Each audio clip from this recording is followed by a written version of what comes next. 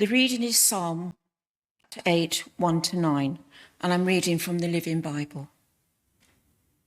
O Lord our God, the majesty and glory of your name fills all the earth and overflows the heavens. You have taught the little children to praise you perfectly. May their example shame and silence your enemies. When I look up into the night skies and see the work of your fingers, the moon and the stars you have made, I cannot understand how you can bother with mere mealy man to pay any attention to him.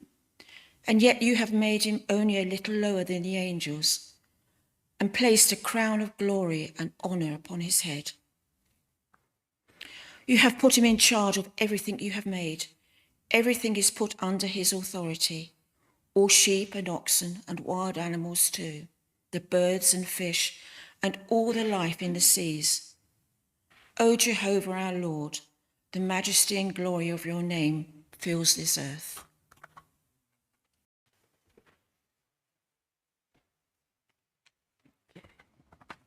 Okay, so I'm reading from Luke chapter 12, verses 16 to 28. And he told them this parable. The God of a certain rich man yielded an abundant harvest. He thought to himself, what shall I do? I have no place to store my crops. Then he said, this is what I'll do. I'll tear down my barns and build bigger ones, and there I will store my surplus grain. And I'll say to myself, you have plenty of grain laid up for many years. Take life easy, eat, drink, and be merry. But God said to him, you fool, this very night your life will be demanded from you. Then who will get what you have prepared for yourself? This is how it will be with whoever stores up things for themselves, but is not rich toward God.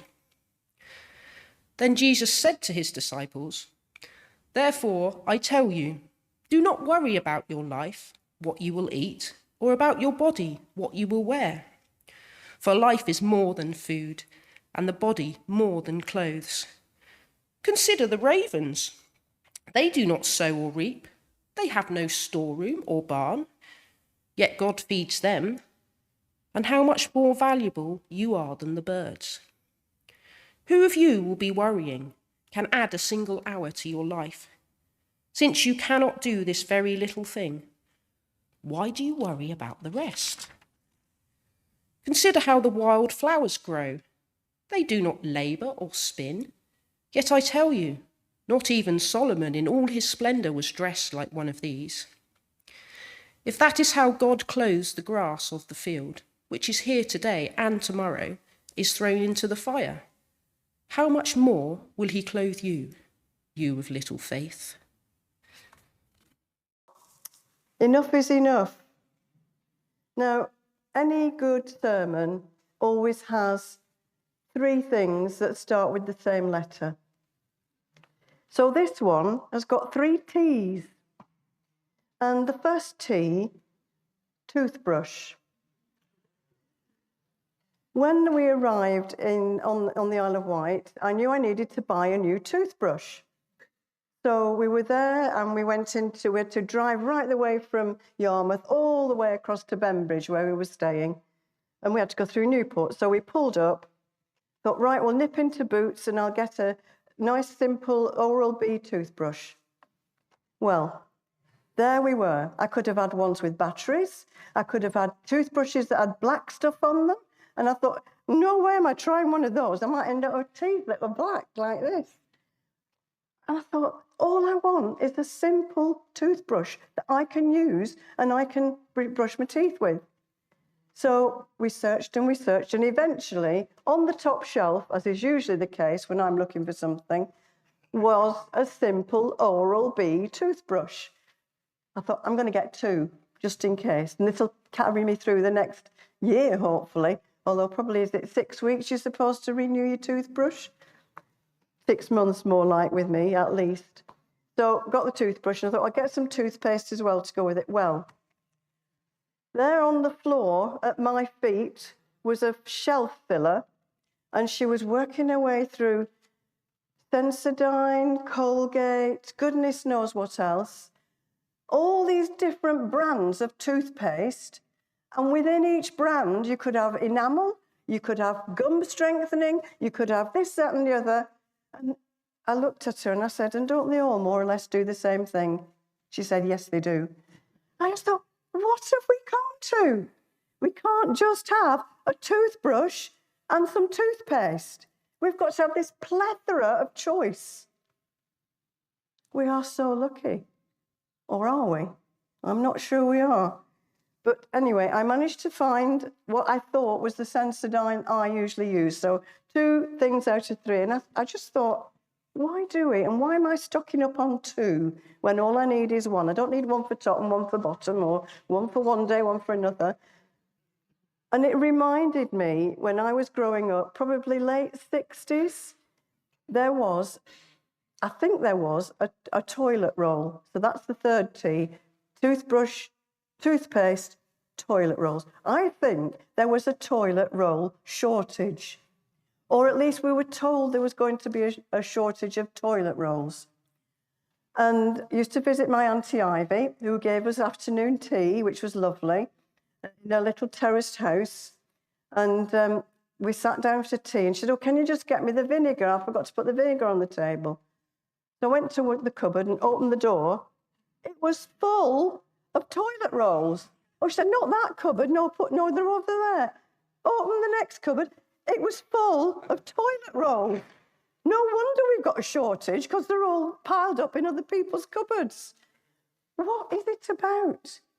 You know, in the olden days, we didn't have soft toilet tissue. Remember, my granddad said that Isel was too soft for him, so he had ripped up newspaper. But anyway, that's by the by. And I'm just thinking, we can clean our teeth with a bit of bicarbonate of soda on your finger, and it'll clean your teeth and rinse them off. And half the world hasn't even got that.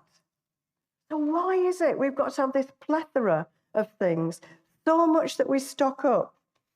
Anyway, that was day 1. Don't worry, you're not going to get 7 days of this. Although, who knows, I might just need to make sure I'm going to get through this.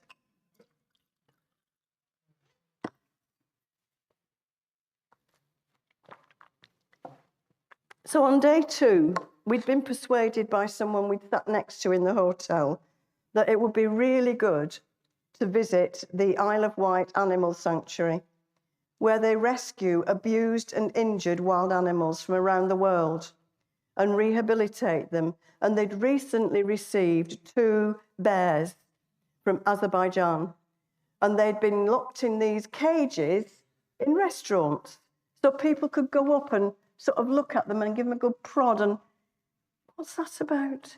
You know, these are wild animals. Anyway, there they were, and they're in a special area so they can relax. They've got a lovely pond, so they can roll in the pond, and the 2 of them together were having such a lovely time when we went there. It was absolutely beautiful to see. And there, further on into the sanctuary, was this amazing, I think it was an Indian tiger, and it was sitting up on what looked like sort of a pyramid almost, regal. Later on, we saw this tiger, and she was getting down, and she limped with one of her front paws. But they'd managed to make that paw well enough for her to stand on, and she'd got a lovely area to roam. And there were so many other animals that were being rescued from circuses elsewhere, and also just some that had been injured. But also in this place, they'd made, the ammonites that we see down, huge sculpture of an ammonite, made completely out of plastic bottles and bits of fishing net that had been grabbed out of the seas and out of the rivers. And it reminded me of a visit we made to Kimmeridge not long ago. And I don't know whether you go into the Wild Sea Centre, but there they've got a huge sort of bell jar about this size. And it's full of what I think are called nurdles, but I'm not sure if that's the right word. Tiny pieces of plastic. And the jar is full of them. And these pieces of plastic are getting into the food chain, so they'll be getting into us as well. We're ruining God's creation. And we've been living as if we are the center of creation. We've been using the earth and its creatures as objects for our domination and exploitation. And now we're destroying the world's wealth of gifts faster than the earth can replenish. And particularly this year, our extreme weather has perhaps heightened our senses to what's going on in the world. The worries over the heathland fires, the flooding, the poor harvests that were likely to happen. And thankfully the harvest did happen, but I'm sure they were a lot less than was expected. Not to mention worrying about the rumours of war, the devastation in Gaza, the Ukraine, and other war zones that just haven't made it onto our TV screens, where the land is being ruined, the people are being destroyed, and communities are being uprooted. So what as Christians, what should we be doing about this? The World Council of Churches sent out the message that in order to make peace on earth, we need to make peace with the earth, highlighting the problems of systematic greed, violence, and destructive habits. Enough is enough, they would say. Jesus said, "Blessed are the meek." And it's easy for us to think that this word meek means, weak and fragile, but it's a biblical word for non-violence. So in other words, blessed are the non-violent. For what?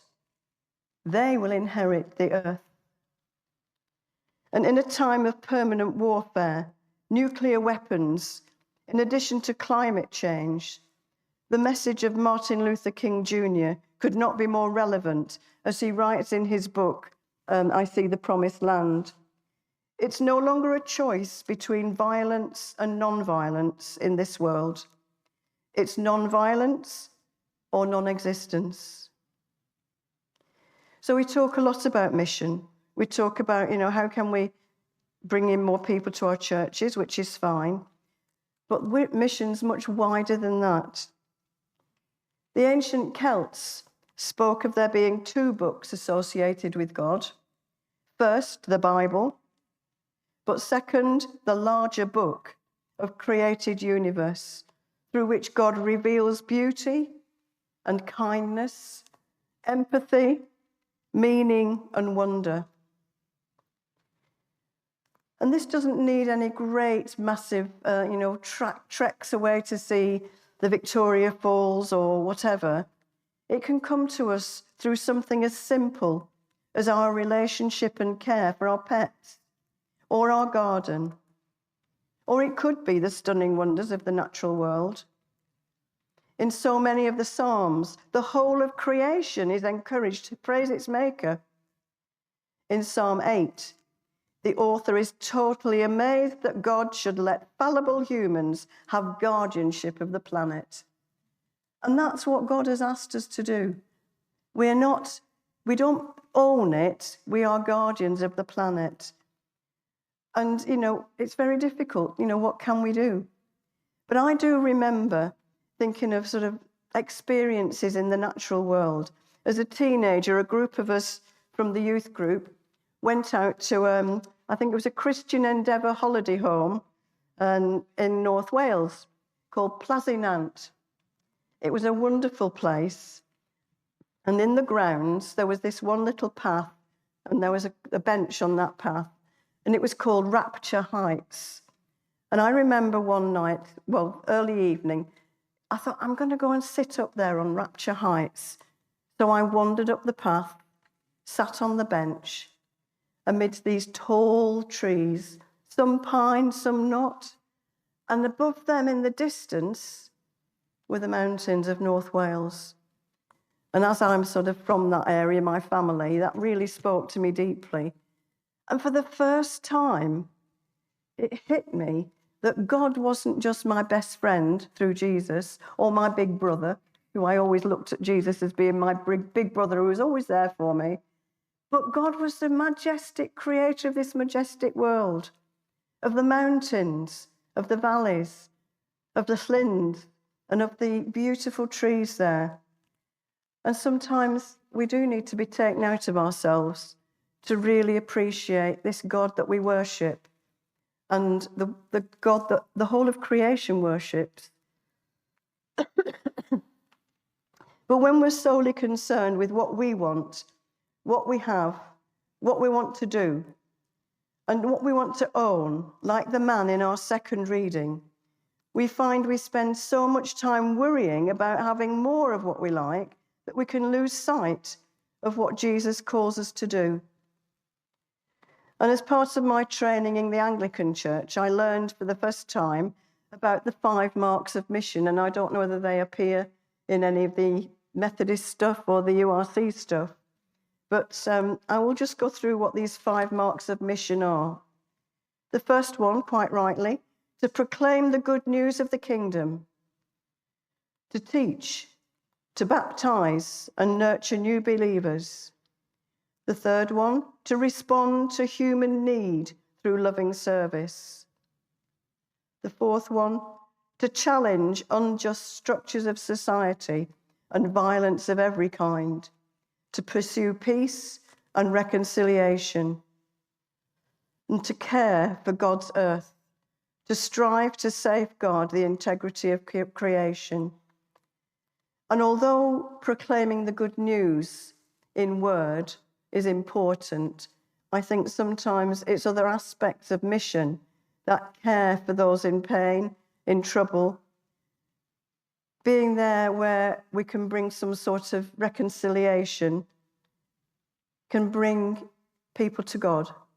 It's not just speaking the word, but it's living the word, talking about what God has done for us in our journey and sharing with other people, listening to their journeys. Where might they see God was at work in that life? Not always, but anyway, that's what I sort of felt when we were looking through the 5 marks of mission. So we started with 3 T's. So we'll draw to the close now with 5 T's. So those 5 marks of mission have become reduced to tell, teach, tend, transform, and treasure. Now, this could be such a guilt trip. And I have to admit, having been to the animal sanctuary and seen these plastic bottles made into an ammonite, I walked back into our bedroom at the hotel, and there on the side were 3 empty plastic bottles. I'm thinking, I'm one of the worst. We don't need to do this. We need to look at other ways of, cans maybe? And all right, yes, we would hope to recycle these bottles, but lots of people don't. They just chuck them in the sea.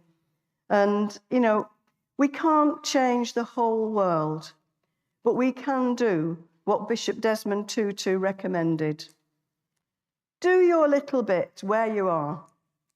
It's those little bits put together that overwhelm the world. So do your little bit wherever you are.